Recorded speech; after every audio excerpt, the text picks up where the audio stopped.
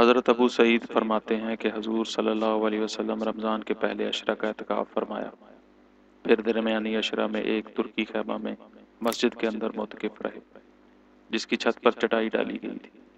چنانچہ آپ صلی اللہ علیہ وسلم نے اپنے دست مبارک سے چٹائی ہٹا کر ایک طرف فرمائی اور لوگوں سے خطاب کرنا شروع کیا۔